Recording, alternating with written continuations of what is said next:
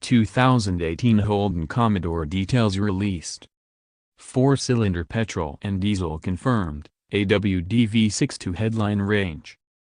Despite its launch being almost a year and a half away, CarAdvice has been behind the wheel of the 2018 Holden Commodore and can now bring you the full details. Holden allowed CarAdvice, along with a handful of Australian motoring media, into the depths of the company's design center to outline the 2018 Holden Commodore, which is due to arrive locally in February 2018. In the history of the company, there has never been such early access to a new car program, especially one shared with Europe.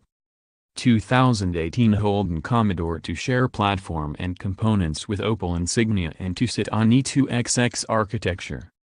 2.0-liter 4-cylinder turbocharged petrol and diesel engines, front-wheel drive for bulk of range.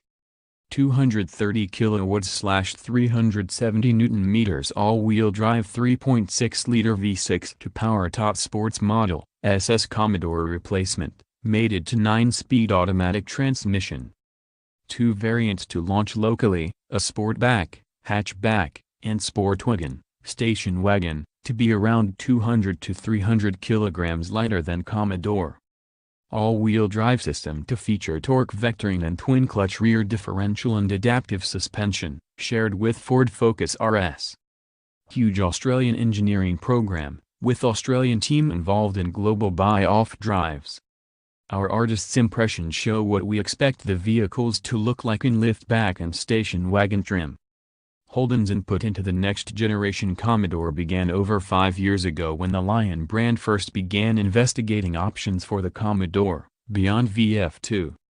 As we are already aware, the next-generation Commodore will retain that name, but we can now reveal that it will be identical to the new Insignia. No body panels will change, only badges and specifications. The all-new Commodore will share the Insignia's E2XX platform, an evolution of General Motors' Epsilon 2 platform, which targets weight reduction and longer wheelbases. This original input from the Holden team stretched from design and interior packaging, all the way through to engineering.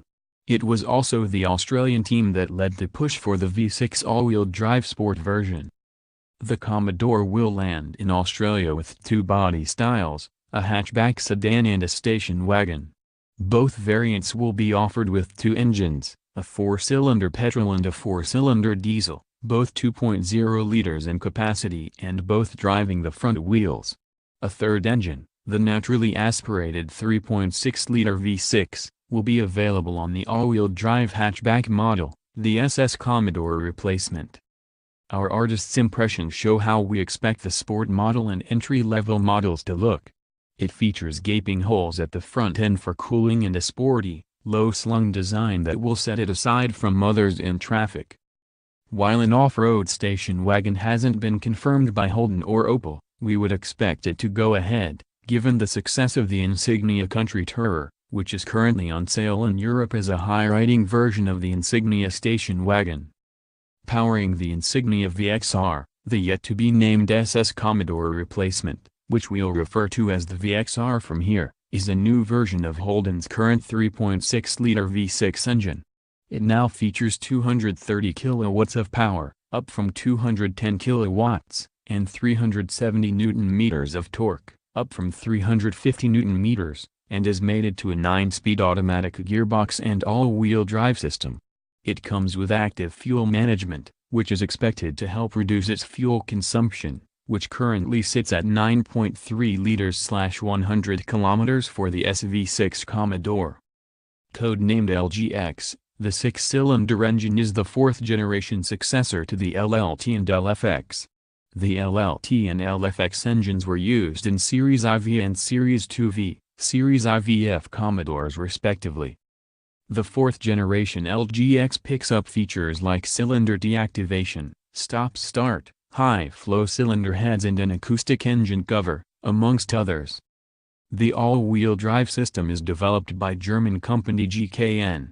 The Twinster system uses a dual-clutch arrangement with no differential. It allows the vehicle to perform torque vectoring without the use of traction control of speed limiters, which can often slow a vehicle, as opposed to improving cornering. The twin-stir all-wheel drive system is also used in the Ford Focus RS, allowing the vehicle to aggressively send torque to the rear and delivering drift on demand. While there were rumors of a twin-turbocharged V6 engine from Cadillac's range, the engine doesn't fit within the E2XX platform. The only high-powered engine available for this platform is a naturally aspirated V6. That's a shame, too, because the twin-turbocharged 3.6-liter V6 available to Holden and Opel produces 346 kilowatts of power and currently lives under the bonnet of the Cadillac ATS-V. That engine allows the ATS-V to sprint from 0 to 60 miles per hour in just 3.8 seconds. With the naturally aspirated engine, we expect the figure to be closer to 6 or 7 seconds, given the fact it now routes torque through an all-wheel drive system, which inherently results in efficiency losses. While non-VXR versions are expected to use conventional suspension setups, the VXR will be available with adaptive suspension that allows the vehicle to switch between comfort and sport modes. 2 4-cylinder versions will kick off the Commodore range.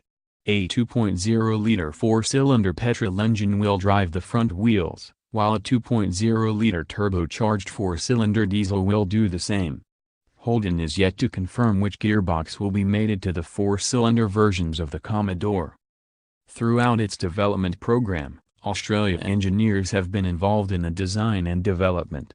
Holden's lead dynamics engineer, Rob Trubiani, has also been involved in assisting with chassis development at the Nürburgring. Locally, Holden shipped 2 test vehicles to tune ride and handling locally, an element that's incredibly crucial to the development of the vehicle. You can read more about this in our review of the 2018 Holden Commodore. One vehicle is a liftback hatch, while the other is a liftback simulating a station wagon. It uses 2 sets of weights, 10 kilograms on the rear window and 70 kilograms within the spare tire well, strategically positioned on the rear to simulate a station wagon's added weight. Inside the cabin, Holden and Opel have gone to town on technology. While there's some elements we still can't talk about, we can mention that the car will feature an 8.0-inch infotainment touchscreen, Apple CarPlay and Android Auto, not confirmed if this is a wireless implementation, next-generation heads-up display and a central LCD display in the tachometer binnacle. There's also a full internal LED lighting package. The heads-up display is huge and looks fantastic. We weren't able to configure the display in any great level of detail, but it had a rev counter similar to the current Commodore, and an active speed display. It's expected to also display navigation and safety information in addition to vehicle warnings.